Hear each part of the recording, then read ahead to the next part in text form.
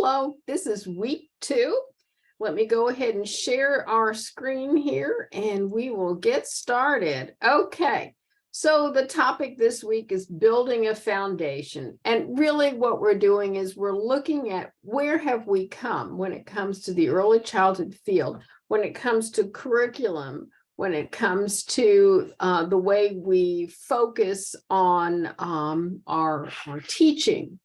It all came from somewhere, and that's what we're going to look at today. Okay, so let me go ahead and pull up our PowerPoint, which is right up in here. It's in our learning modules, week 2 materials, and here it is.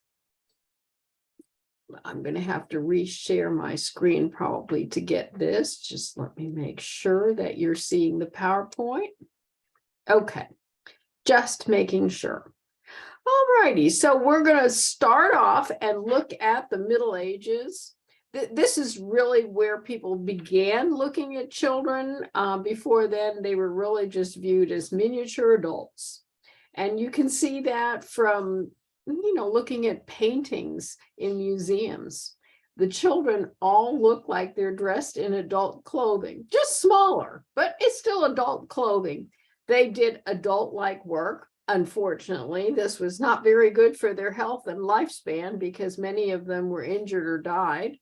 They played the same games as adults. They read the same book or books as adults. And in general, the one book that they did learn how to read was the Bible. And imagine for a young child how difficult that would be. So then think about today. Do we still look at children as miniature adults, or do we look at them as being part of a developmental stage that is far different from being an adult? Well, you're probably saying to yourself, of course we don't look at them as miniature adults, but take a look at this here and then tell me what you think. Let me stop this share and go back up in here. I want to make sure that you see this. Okay. Our next contestant, the 4-year-old beauty, is contestant number 27, and she is Lily.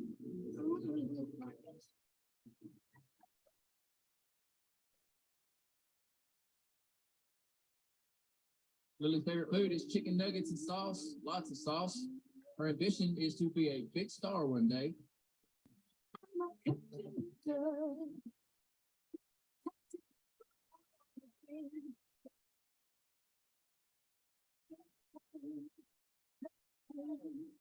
Lily, seen enough? Still believe that we do not look at children as miniature adults, because I think a lot of people would look at children as miniature adults. Then we go on to the 1300s and 1700s. So this is a 400-year span, but children were very much looked at as being born into sin and needing redemption, and they generally needed to be treated very harshly to beat it out of them and establish strong moral character. So needless to say, schools were not a fun place for children at that time.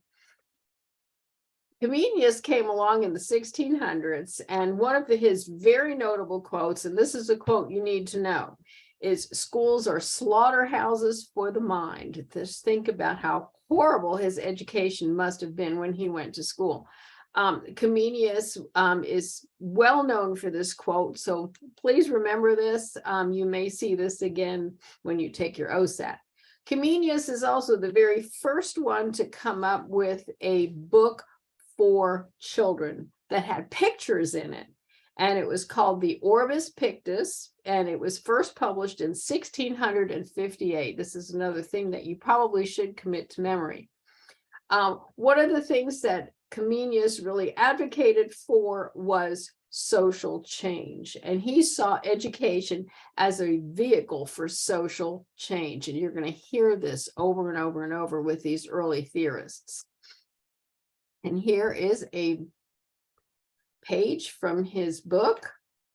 I mean, it may not be what we use today, but it certainly was a far cry from just words on a page. At least they had pictures, and then they had the whatever the item was identified. So what about today? Do we still use physical punishment? Of course we do. You will notice that even though 31 states have banned corporal punishment, there are states that still allow it. You're living in one right now. Oklahoma allows corporal punishment as long as parents sign a consent form. Now, if you teach in one of the big school systems like Broken Arrow, Union, Jenks, Bigsby, Tulsa, you're not going to be doing that. That's totally against the rules. However, some of the smaller districts do send home permission slips for parents to sign and for children to be given whacks if they misbehave. Okay, so then in the late 1600s, we've kind of come a long way already from being born into sin and needing to have it beaten out of them. Now children were very much looked at as needed to be filled up with information. They're blank slates. We need to fill them up.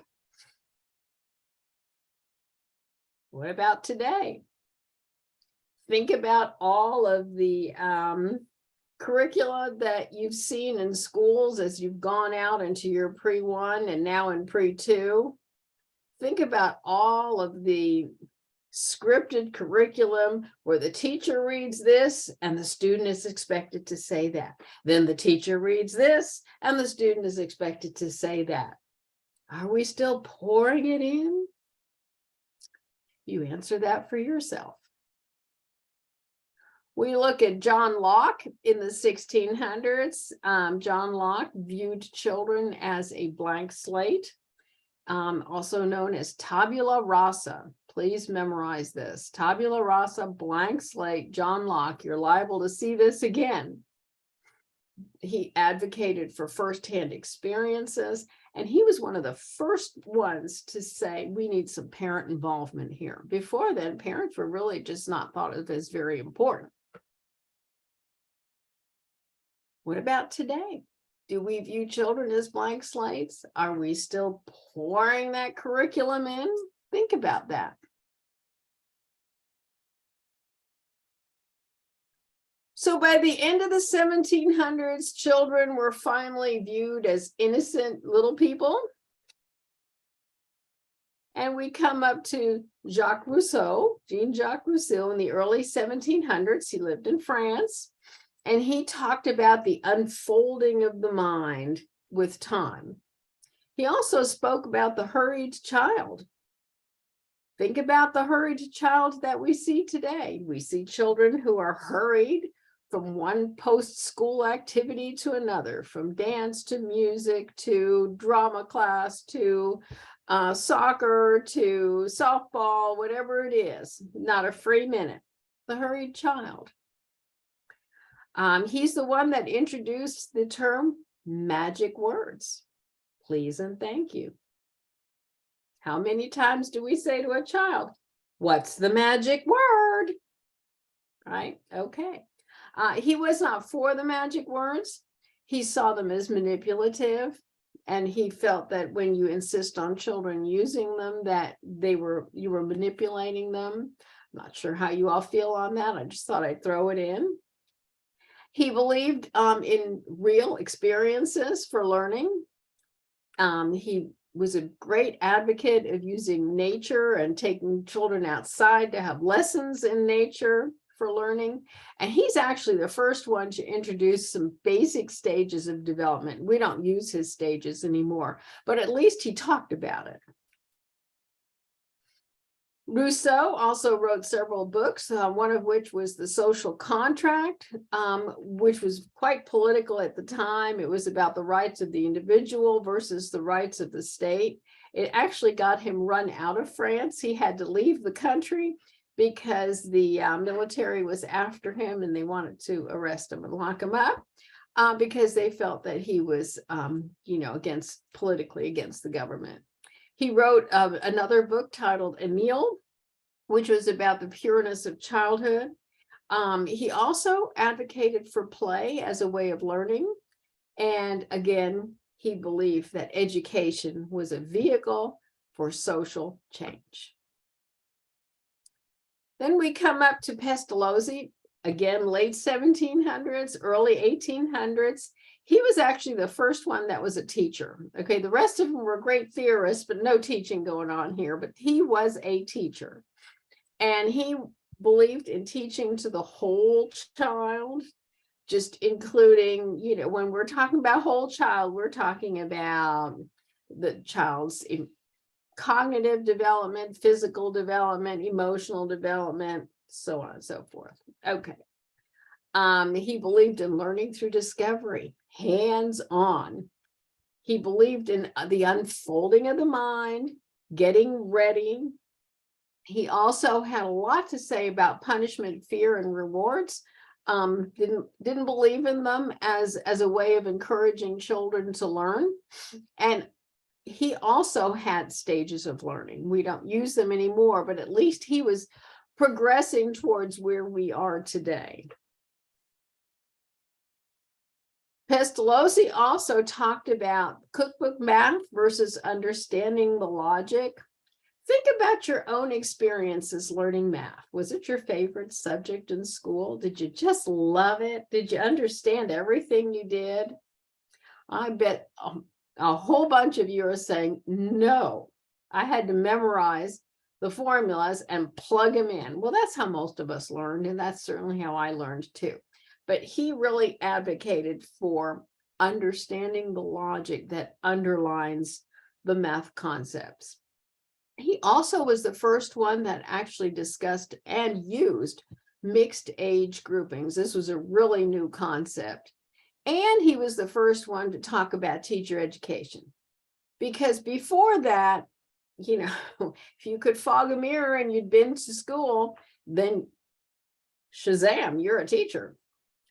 But he really believed in education so that you knew how to teach. Then along came Froebel. Froebel was in the early 1800s, and he is known as the father of kindergarten. Please remember that term. It'll come up again. He was a big, huge advocate of guided play, and I mean guided play. He had instructions and rules for how to do it. He's the first one that brought up field trips and the importance of taking children out into the world to have some real learning. He was the first one to come up with morning circle. Think about that. Every school does morning circle for early childhood, and he's the first one to do that. He also was a huge advocate of teacher education, parent education, and he saw education as a vehicle for social change. Unfortunately, Froebel believed that play was really frivolous and wasteful. Really? He must not have considered that play is how young children actually learn. But is that related to today? I mean, think about the classrooms that some of you have seen, or maybe some of you are in. Is there really time for play? Or are children just required to sit at their desks and tables doing worksheet after worksheet? I don't know. Think about that. Froebel's gifts is the set of hands-on materials that he came up with, and he had strict instructions on how to use them. I highly recommend that you click on this very short video and look at what he came up with. He used those in his kindergarten. Interesting about Froebel, though, much like Rousseau, he was also run out of the country. He was German, and he was run out of the country because he was seen as being subversive to the government because he advocated for education for everybody, not just the rich and famous. All right, then we come to Robert Owen in the early 1800s. He lived in Great Britain, and he was the first one to come up with workplace childcare. I mean, think about that, daycare. This was Owen's idea. He called them infant schools. For one thing, he was a factory owner, And he saw how detrimental it was to young children when mothers would bring very young children to work with them because they had no place to leave them. There was no daycare. So he had actual centers in his factory where the moms could drop off their children. But there was huge opposition to it. Is there still an argument about that today? I don't know. Some people probably don't agree with sending children to daycare. And some people think it's wonderful. Just think about it. Then comes Maria Montessori, Italian, early 1900s. She was a physician, and she treated children with special needs to begin with. She also began a structured program of teaching children with special needs.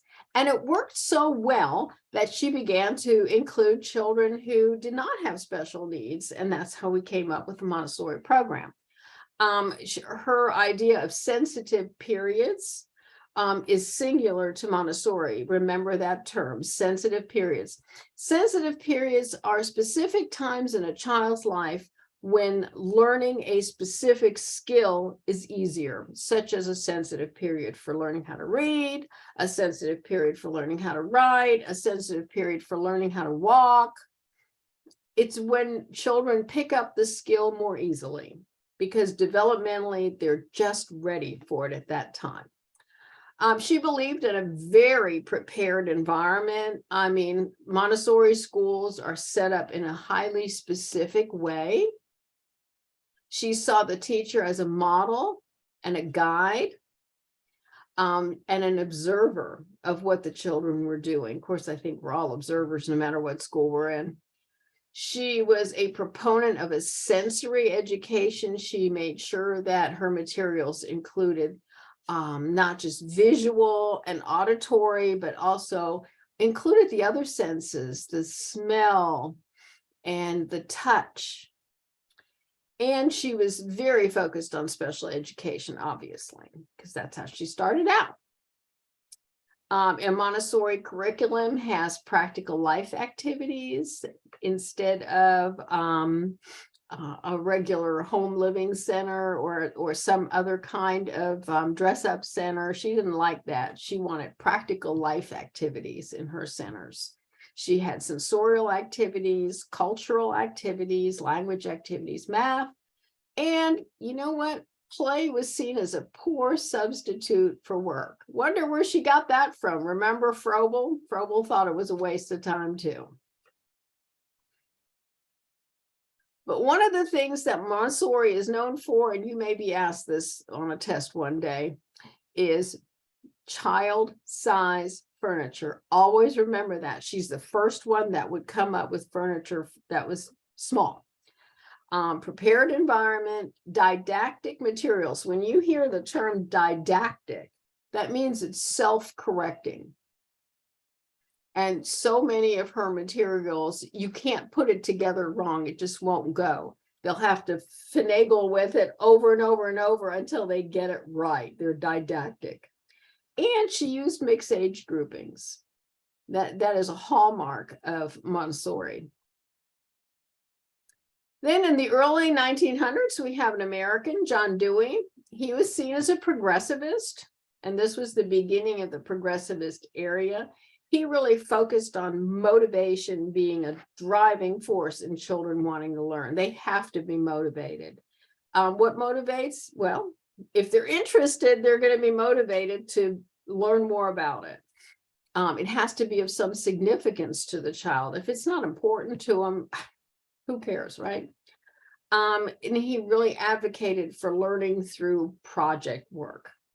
He was the first one that came up with the idea of project work.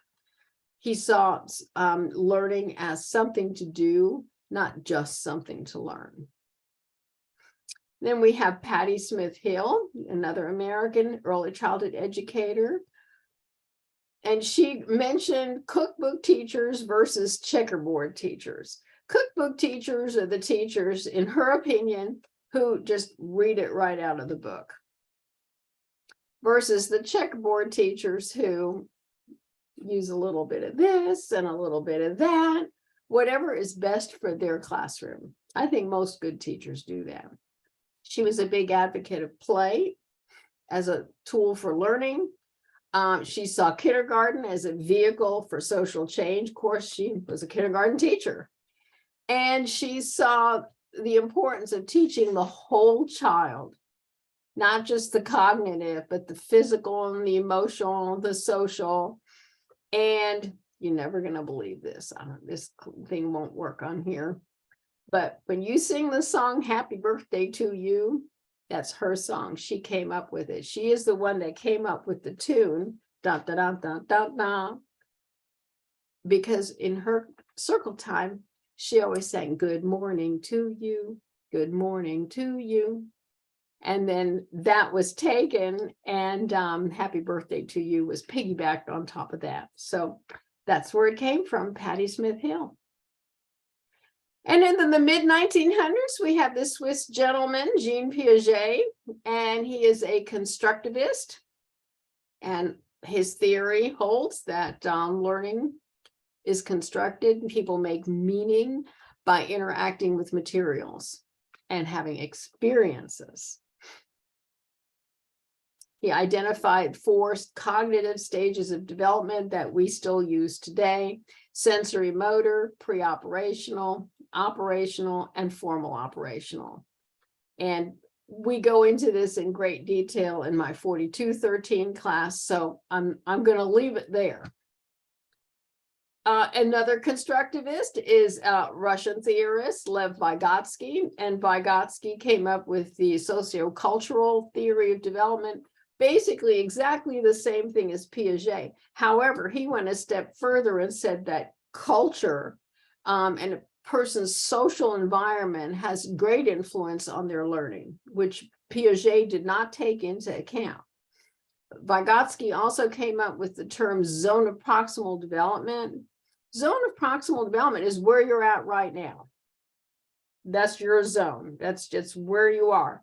And what you're going to do as a teacher is take children from where they are right now, their zone, and scaffold them, bring them up a little bit every day, a little bit, scaffolding. So he came up with that zone of proximal development and scaffolding. And he was a big proponent of the importance of private speech. Piaget did not see this as important, but Vygotsky did. And I have to say, I think private speech is really important to learning. Think about this. If you bought a new computer and it has all new software that you're just trying to learn, you have this book in front of you of instructions. You ever catch yourself reading it out loud as you're putting things together? Of course you do. Because when you read it out loud, when you speak it, you have a deeper understanding. And that's what Vygotsky called private speech. It's just saying it out loud because it helps you learn. Then in the mid-1900s, we have another American educator, Caroline Pratt. She actually invented the unit blocks. You know, those nice wood blocks that are in every preschool and kindergarten? She invented them. And she is also the person that actually began both NACE and ACEI, NACE, the National Association for the Education of Young Children, and ACEI. She also began City and Country School in New York City, which is still a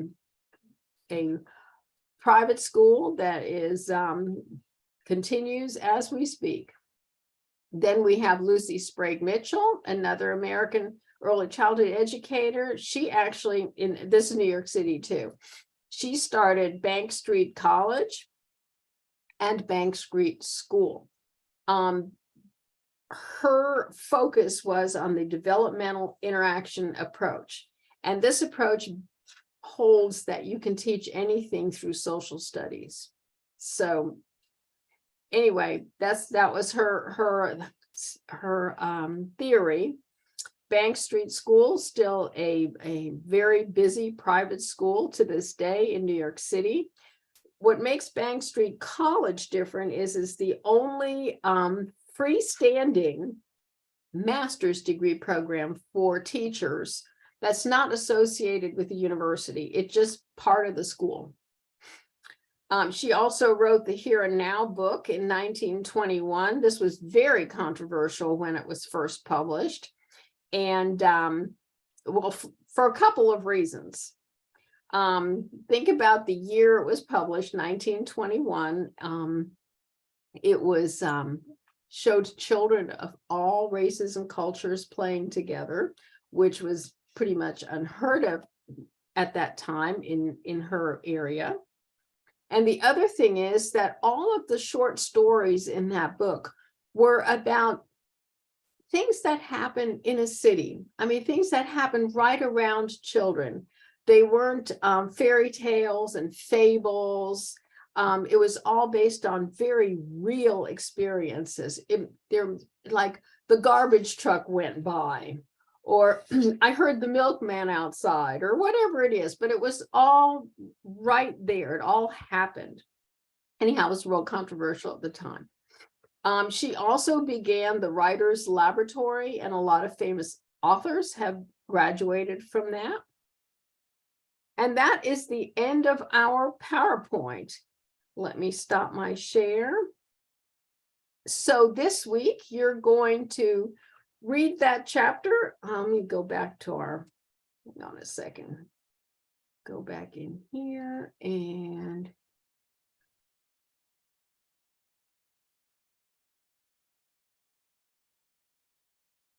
I just want to get back into this program here so that I can share with you the chapters, but I think I'm going to stop here. Okay, so this week you're going to read the chapter. You're going to do Content Quiz 1. You can access Content Quiz 1 by going to Assignments and just clicking on it. Remember, it's open book. You can start it one day, just save your answers, and then come back to it another day. It's not due until 11:59 on Sunday. And that's it. If you have any questions about anything this week, please let me know.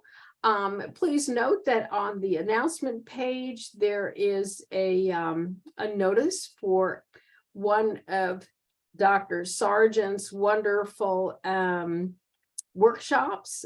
And let me just see if I can share my screen here.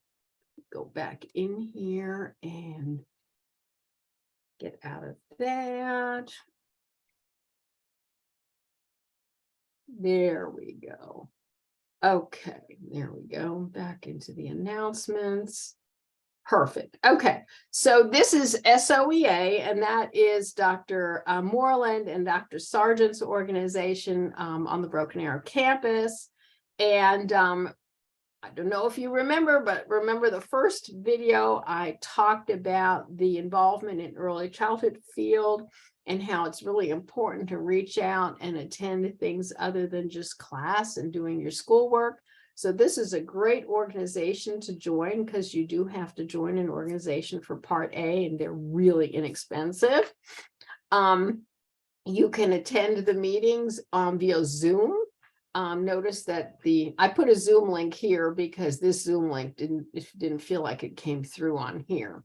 But anyhow, here is the date for it, and the time is 11:40 to 12:40, but you don't have to stay the whole time. If you can only stay part of it, that's fine too. He does take attendance, so he'll let me know if you came, and that'll give you some points towards your involvement in early childhood field, and it's great information. And if you can attend in person, they have snacks while you're there. So it's all good. Anyway, let me know if you have any questions. I'll be happy to set up a Zoom. Have a wonderful week. Bye.